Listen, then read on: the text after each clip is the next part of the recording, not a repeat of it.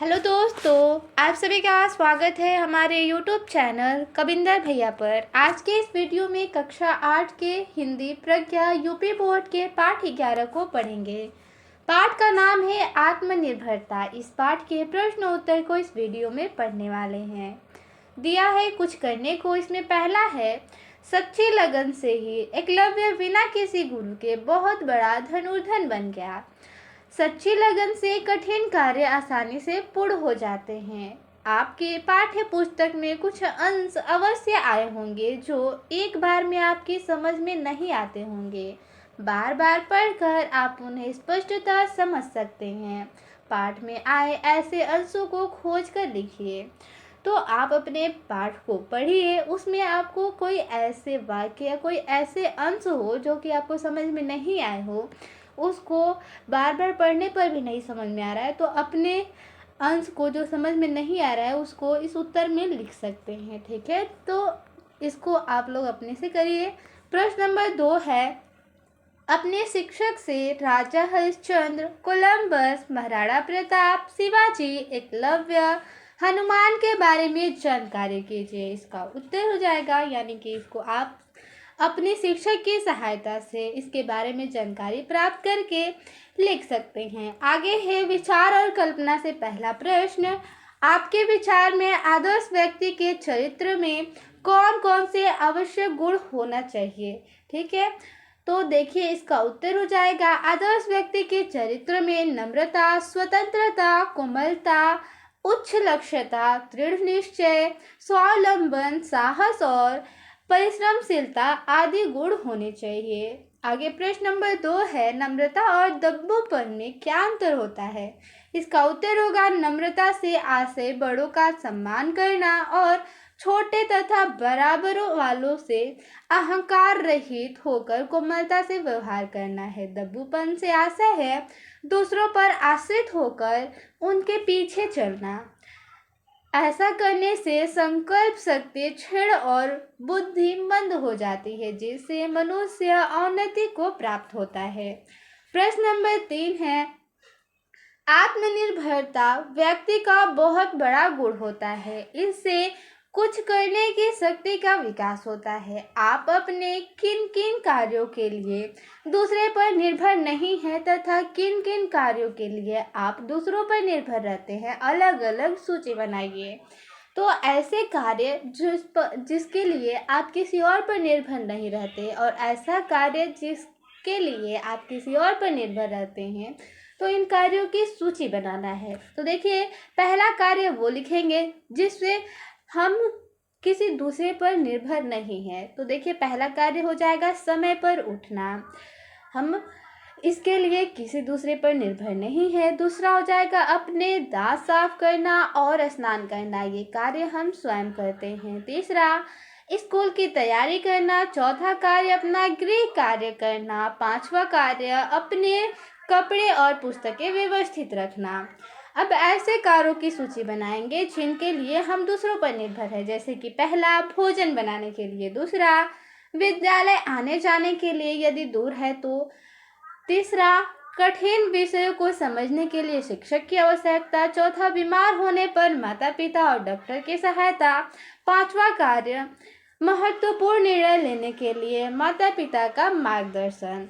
इन सभी कार्यों के लिए हम दूसरों पर निर्भर रहते हैं। आगे है पाठ से या निबंध से पहला प्रश्न, इस पाठ का उद्देश्य क्या है। सही कथनों पर सही का चिन्ह लगाइए। इसमें क नंबर दिया है, युवाओं में नई स्फूर्ति भरना। ख विकल्प है युवाओं को कर्म में लगाना। ग विकल्प है जितना ही मनुष्य अपने लक्ष्य नीचे रखता है उतना ही तीर उसका ऊपर जाता है। घ विकल्प है युवाओं को आत्मनिर्भर बनाने की प्रेरणा।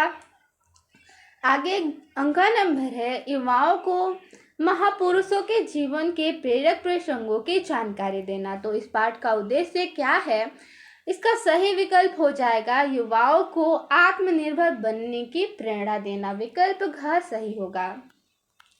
प्रश्न नंबर 2 है, निम्नलिखित पंक्तियों का आशय स्पष्ट कीजिए। क नंबर पंक्ति है, नम्रता ही स्वतंत्रता की धात्री या माता है। इसका आशय स्पष्ट करना है। तो देखिए इसका आशय हो जाएगा, नम्रता से ही व्यक्ति स्वतंत्रता के गुण को प्राप्त करता है। अहंकार करने वाला स्वतंत्र नहीं रह सकता। स्वतंत्रता के गुण के लिए बड़ों का सम्मान और छोटों और बराबर वालों से कोमलता का व्यवहार करना चाहिए।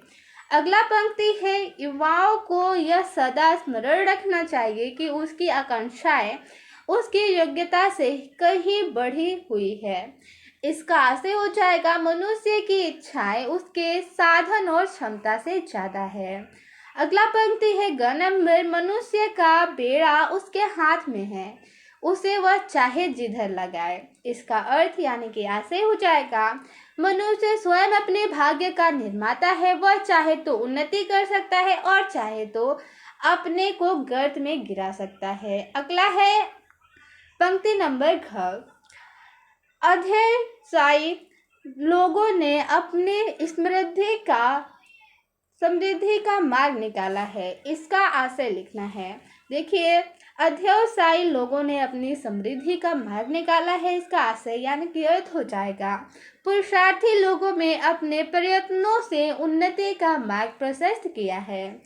अगला 3 नंबर प्रश्न है, उपन्यासकार स्टॉक ने अपना ऋण किस तरह उतारा। इसका उत्तर हो जाएगा, उपन्यासकार स्टॉक ने स्वयं अपनी प्रतिभा का सहारा लेकर अनेक उपन्यास थोड़े समय के बीच लिखकर लाखों का ऋण अपने सिर से उतार दिया। प्रश्न नंबर 4 है, समूह क का कौन सा शब्द या वाक्यांश समूह क में दिए गए किस शब्द से संबंधित है। छाटकर समूह क के सम्मुख लिखिए। तो यहाँ पे देखिए समूह क में दिया है, हरिश्चंद्र, महाराणा प्रताप, हनुमान, कोलंबस, शिवाजी। और स्तंभ ख यानी समूह क में दिया है, छापामार युद्ध, अमेरिका की खोज, धनुर्धर। और अगला है सत्यवादी और अधीनता स्वीकार की। ठीक है, अधीनता स्वीकार नहीं की। तो देखिए इसमें जो भी कथन, जो भी वाक्य समूह ख से संबंधित है उसको समूह क के सामने लिखना है। तो देखिए इसका उत्तर लिख देंगे, हरिश्चंद्र का मिलान कर देंगे सत्यवादी से, और महाराणा प्रताप अधीनता नहीं स्वीकार की, हनुमान सीता की खोज, कोलंबस अमेरिका की खोज, शिवाजी छापामार युद्ध, एकलव्य धनुर्धर।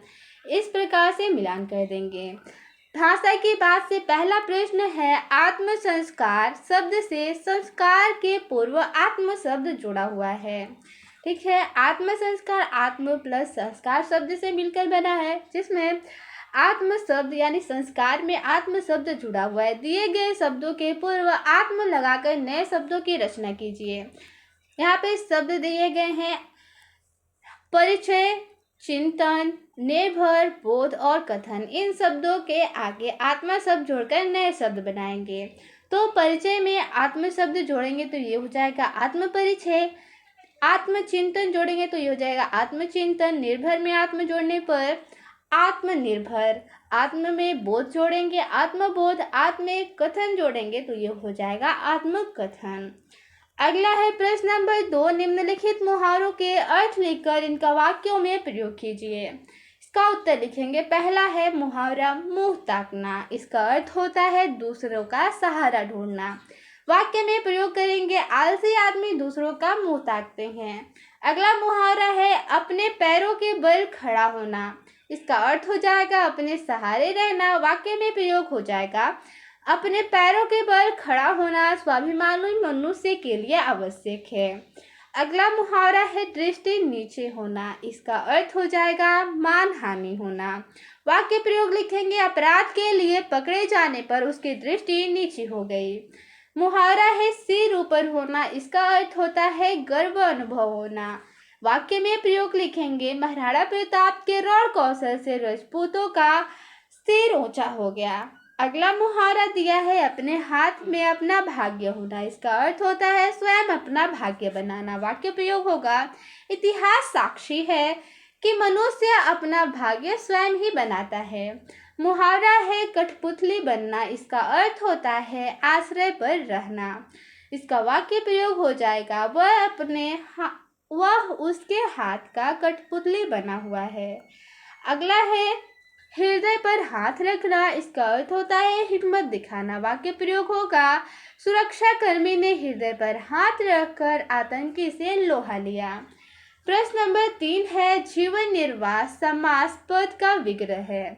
जीवन का निर्वाह, ठीक है, जीवन निर्वाह इसका समास विग्रह हो जाएगा जीवन का निर्वाह। मासिक शब्द बनाने पर का कारक चिन्ह का लोप हो गया है। का संबंध कारक का चिन्ह है, अतः यह संबंध कारक तत्पुरुष समास है। नीचे लिखे समास पदों का विग्रह कीजिए और समास का नाम लिखिए।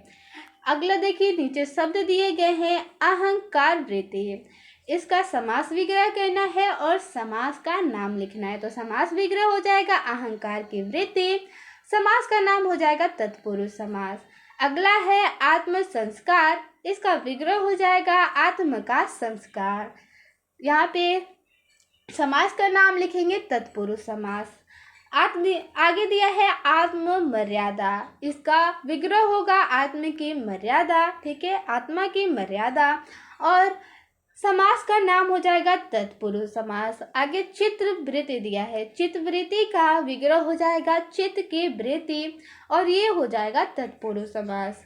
आगे है लक्ष्मण, राम लक्ष्मण, तो इसका हो जाएगा राम और लक्ष्मण, समास का नाम हो जाएगा द्वंद्व समास। आगे प्रश्न नंबर 4 दिया है, निम्नलिखित में से प्रधान उपवाक्य तथा आश्रित उपवाक्य को अलग कीजिए। देखिए यहाँ पे वाक्य दिया है, विद्वानों का यह कथन बहुत ठीक है कि नम्रता ही स्वतंत्र की धात्री या माता है। सच्ची आत्मा वही है जो प्रत्येक दशा में अपनी राह आप निकालती है। तो देखिए इसका उत्तर लिखें, विद्वानों का यह कथन ठीक है, यह एक प्रधान उपवाक्य है कि निम्रता ही, यहाँ पे नम्रता ही स्वतंत्रता की धात्री है। इतना वाक्य हो जाएगा आश्रित उपवाक्य, यानी कि ये वाक्य इस पर आश्रित है, प्रधान वाक्य पर आश्रित होता है, ठीक है। तो पहला वाला यानी कि विद्वानों का यह कथन ठीक है, यह प्रधान उपवाक्य हो जाएगा कि नम्रता ही स्वतंत्रता की धात्री या माता है, ये हो जाएगा आश्रित उपवाक्य। सच्ची आत्मा वही है, यह एक प्रधान उपवाक्य है जो प्रत्येक दशा में अपनी राह आप निकालती है, तो ये हो जाएगा आश्रित उपवाक्य। प्रश्न नंबर 5 है, स्वतंत्रता का विपरीतार्थक है, यानी कि स्वतंत्रता का विलोम शब्द। यहाँ पे दिया है क विकल्प आजादी, ख है परतंत्रता, ग है स्वावलंबन और घ है स्वराज्य। इसका अर्थ हो जाएगा, यानी कि स्वतंत्रता का विपरीतार्थक स्वतंत्रता होता है, यानी विकल्प ख सही होगा। प्रश्न नंबर 6 है, जब दो पदों में समास होता है तो प्रायः उनके बीच समासिक शब्द यानी कि ये वाला चिन्ह, समासिक चिन्ह लगा दिया जाता है, किंतु आवश्यकता अनुसार दो पदों में संधि भी की जाती है, जैसे कि विद्यालय विद्यार्थी। ध्यान रहे कि द्वंद्व समास जैसे कि माता पिता, राम लक्ष्मण आदि में समासिक चिन्ह अनिवार्य है, अन्यथा सीताराम यानी कि सीता के राम तथा सीताराम सीता और राम समास में अंतर नहीं हो सकेगा। अन्य समासिक पदों को संयुक्त रूप में लिखा जा सकता है, ठीक है। ये केवल पढ़ने के लिए था, उत्तर लिखने के लिए नहीं था। इसके कहने का मतलब था हमें समासिक चिन्ह का सही से प्रयोग करना चाहिए। जैसे यहाँ पे सीताराम लिख दें तो इसका मतलब हो जाएगा कि सीता के राम। अगर सीताराम में बीच में समासिक चिन्ह लग जाए, समासिक चिन्ह लगने का मतलब होता है और, तो इसका अर्थ हो जाएगा सीता और राम, ठीक है। आगे प्रश्न नंबर 7 दिया है, प्रस्तुत चित्र को ध्यान से देखिए और अपने विचार पुस्तिका में लिखिए, साथ ही उसका शीर्षक भी दीजिए। तो देखिए यहाँ पे चित्र दिया हुआ है, यहाँ पे चित्र दिया हुआ है, इसका शीर्षक अपने पुस्तिका में लिखना है।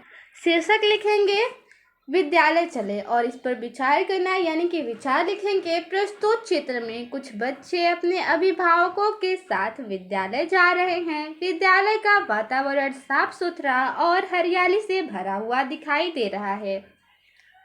बच्चे उत्साहपूर्वक पढ़ने के लिए विद्यालय पहुंचे हैं। शिक्षा हमारे जीवन का आधार है। हमें प्रतिदिन समय पर विद्यालय जाना चाहिए, मन लगाकर पढ़ाई करनी चाहिए तथा अपने शिक्षकों का सम्मान करना चाहिए। शिक्षा से हमारा ज्ञान बढ़ता है और हमारा भविष्य उज्जवल बनता है। इस तरह से अपने विचार लिख सकते हैं। आगे दिया है, इसे भी जानें। भारत के संविधान की 8वीं अनुसूची में उल्लिखित 22 भाषाओं जैसे कि असमिया, ओडिया, उर्दू, कन्नड़, कश्मीरी, कोंकणी, गुजराती, डोगरी, तमिल, तेलुगु, नेपाली, पंजाबी, बांग्ला, बोडो, मणिपुरी, मराठी, मलयालम, मैथिली, संथाली, संस्कृत, सिंधी और हिंदी, ये सब 22 भाषाएं यानी 8वीं अनुसूची में 22 भाषाओं को सम्मिलित किया गया है और ये 22 भाषाएं इस प्रकार से हैं। तो इनको बोलने वाले की संख्या लगभग 90% है। ठीक है, तो इस तरह से यह एक ज्ञान के रूप में था। मिलते हैं अगले वीडियो में। इस पाठ में इतना ही प्रश्न था। धन्यवाद।